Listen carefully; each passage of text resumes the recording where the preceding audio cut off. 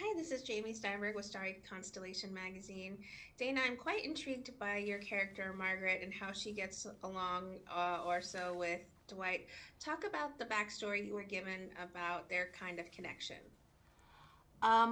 What Terry Winter told me was that Margaret was a character that was going to be more developed in the second season, but in the first season, she runs this horse ranch in Oklahoma where Max's character Armin works, and Dwight comes looking for him at my ranch, and he claims that he's a private investigator, but it's a little fishy, especially with his alligator shoes and his sharkskin suit.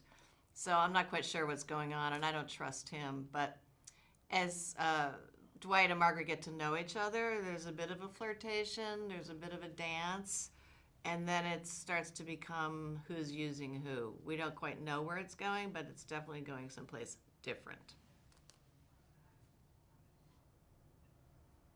All right, and the next question is for Rocco.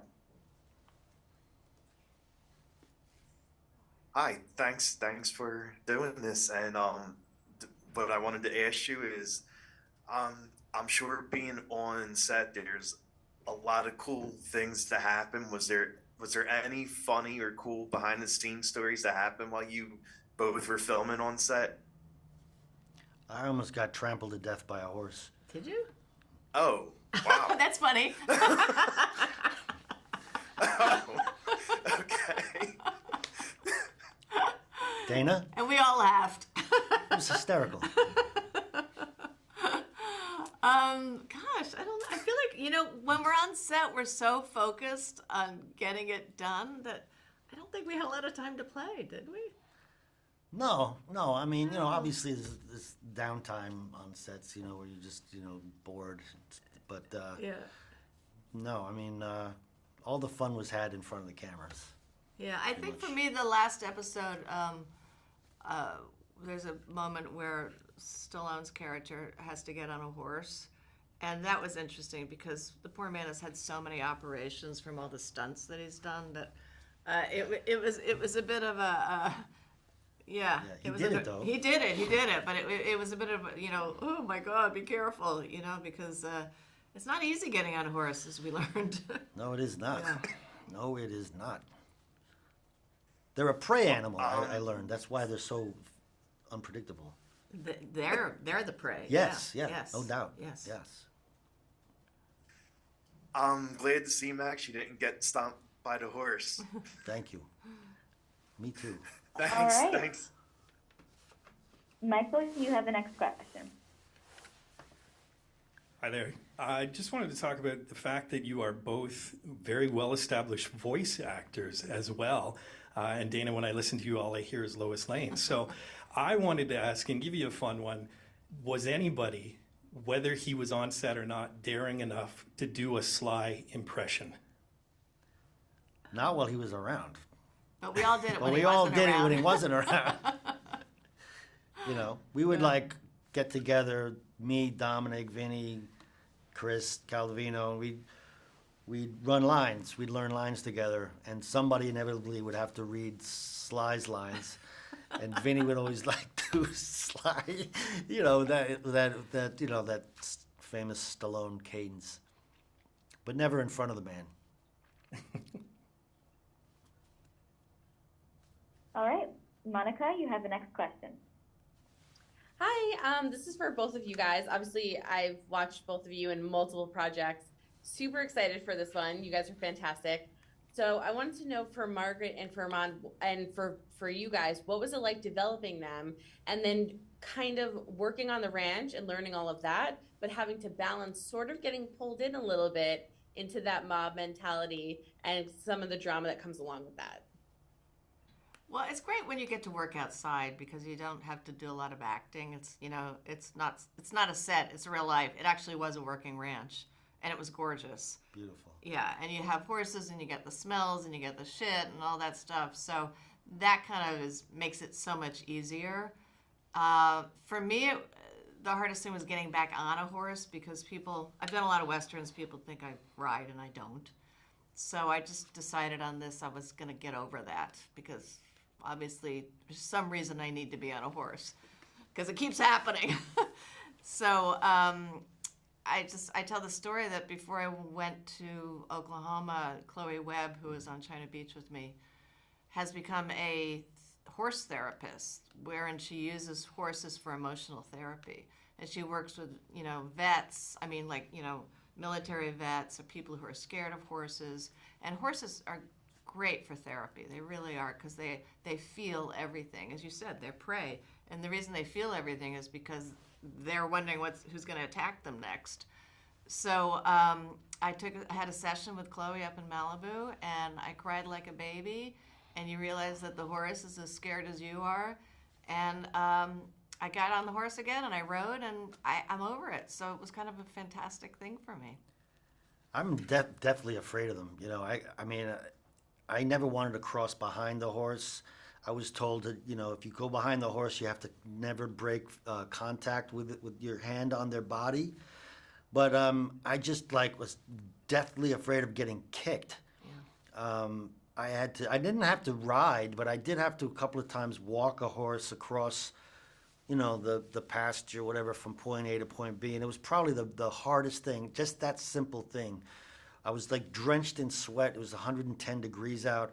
And, your instinct is to look at this. If you don't know what you're doing, if you've never been around a horse, you leading the horse, my instinct is to look at it, but someone who does it every single day of their life, they're just walking it and it's natural. That thing is so big and strong, and I'm not a big guy. It was everything I could do, just to look like I wasn't struggling, that it was perfectly normal. I was drenched in sweat. I couldn't believe how hard it was to simply walk a horse. For someone like me, a city kid who's never been around horses ever, and to look like I've been doing this my whole life and it's perfectly natural. The poor guy, it was a complicated shot. I think we had 3 cameras going at once. Probably, yeah. And he had to do it over and over again. And oh my God, the sweat was just pouring off. It was literally 110 degrees in the shade. Yeah. Very, very hot. But They are beautiful animals, though, and it's really nice are. to see you guys interact with them and for them to be like a character on the show. Yeah. So that's fantastic. thank you. All right, Carissa, you have the next question. Thank you guys so much for being here today. People go into shows like this and they have preconceived notions of what they may or may not be. And I'm wondering, what do you think will be the most surprising thing about Tulsa King to people who just wander in? I think how funny it is. I think, It's pretty funny. yeah, I think that because it's a Taylor Sheridan show, that there's a certain kind of mythic seriousness to the West, And I think that Stallone and Terry's humor, dark humor, Yeah. brings a whole nother thing to it. So I think it's kind of a great combination of dark and light. Terry Winter is one of the funniest guys, one of the funniest storytellers. Verbally, when you're just with him and he's just telling a story, he's hysterical. And from his time on The Sopranos right through Tulsa King, he's really knows how to nail the hysterically funny absurdities, particularly in mob culture and mob life, but in regular everyday life. So the show is actually, it's a drama, but it is unexpectedly hilarious at times.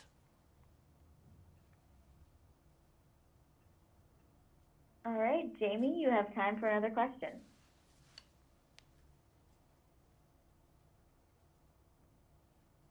Jamie, you are muted. Sorry about that. I thought I had clicked it. Max, is there anything about your character that you sort of adjusted or thought maybe, okay, he wouldn't say this, or an affectation he may have about this in particular? Is there any kind of guidance or a little adjustment that you gave for your character based on what you read initially? No, the writing was so great. You didn't have to do that. But I did, my usual, actor job of building in a backstory and context and stuff like that. But no, when you're lucky enough to get great material like this, you don't have to do that. That's when you're working on something that's like a real piece of dreck that you have to create it. And then you end up making a bad writer look good by, deftly, making things, making, dialogue that's not natural, making it natural by improvising and doing it. But that wasn't necessary for this. All right. Rocco, you have time for another question. Okay, thank you. Was there what did you both love most about being on set for the show and playing your roles? I think it's because it was such a great cast. And the crew. The crew were great. I mean, just loved everybody at work, Yeah. from all the way down the line, every single person on set. I mean, I'd never had that much fun on a set, maybe ever. It was wonderful. I mean, we were there for 6 months almost, in the middle of nowhere, and a lot of us were misplaced, New Yorkers and Los Angelinos, and we all just had each other. And there wasn't much to do outside of work, so I was always just couldn't wait to get to work where I'd be around my friends, and get to play with this great character and this great writing and Sly and everybody. That was the best thing about it. We differ on this. I like discovering Oklahoma. I mean, it's so not my experience in life, and Nor mine. and I had a lot of downtime, so I went to a lot of museums, and You hit that banjo museum? I missed the banjo museum. Oh, yeah, you missed out. Dude. But You missed out. I did go to the Cowboy Museum, and I recommend the first Americans Museum, the First Americans Museum. You got some good ones. You can knock those out in the first 48 hours. Nice. Thank you. All right, Michael, you have time for another question. We already kind of touched on this where we're talking about how Taylor brings in maybe the southern or western charm, and then Terrence Winter brings in maybe the East Coast cynicism. Max Armand seems like the perfect mix. He seems like a man caught between both worlds. He is, yeah. Did you struggle with either aspect of that? Because as a city guy, it seems like you might get the East Coast part, but... No, that made it easy. I'm not playing a native Oklahoman, and I probably wouldn't be cast as one. This, pizza face of mine. But, no, I mean... It was perfectly, almost like it could have been written for me. I think it was written for you. A displaced New Yorker. He's living there for 19 years, and he's planted the flag for himself and started a family. And but he's from Brooklyn, and but I look good in this cowboy hat and the boots and the belt buckle and all that stuff I got to wear and working with the horses. But you gotta see and what's everything. great. He's got the cowboy hats and the boots, but then he's wearing his Elvis Presley gold sunglasses. Yeah, he's got a little bit of the Brooklyn thing still going on, Love it, thanks. All right, Monica, you have time for another question. I wanted to ask both of you, we've spoken to a bunch of the actors for the show. A lot of them said a big element in filming this was freedom, the freedom to be able to say different things that they want, try new lines, improvise. So for you guys, what was that like? And Actually, we're not allowed to improvise. That was actually not It was not welcome. encouraged. It was not encouraged to No. improvise. In fact, there was a Who have you been talking to? a memo went out from Terry. Could you please stop messing up my dialogue? Because we're some people playing fast and loose. Yeah, I mean, I've been so trained to respect the word that it's kind of like when people start improv, it's like, oh, are we doing that? Okay, The thing is, Sly inherently loves to improvise, and so you go along with it. You have to. Yeah, 'cause he's a writer. You're not going to not play off somebody who's doing something different. But it's never gone off the rails. I don't know if Terry would agree with that, but I only improvise if I'm trying to make bad writing better, or if there's a moment that just seems like I just want to massage it a little bit, but you don't really have to do that with Terry's writing. It's like only doing yourself a disservice. You're going to miss out if you improvise something. That's A true. joke's not going to land that would have been freaking brilliant, and you're only cutting your own legs off if you do that. So I never wanted to particularly improvise.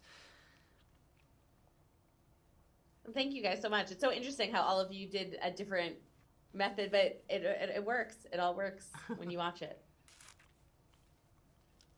Let's hope. All right, Carissa, you have time for another question. Because we didn't get to see a lot of your characters in the first 2 episodes, I was wondering if each of you could just tell us what's the most important thing we need to know about your character.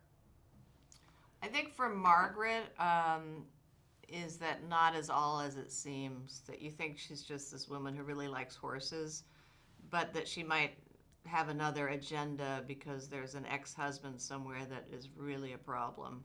So I think that's she's not just the nice horse lady. I think Armand is one of these people who's completely living a lie. He's a very repressed guy. He ran away from trouble and is pretending to be, a very quiet guy living under the radar. And Sly's character Dwight shows up and sort of blasts a hole into that. And Armand is forced to deal with who he is, deal with his past, deal with consequences. His wife had no idea about his background. And it sort of just blows a hole in his very safe, shallow existence. Thank you.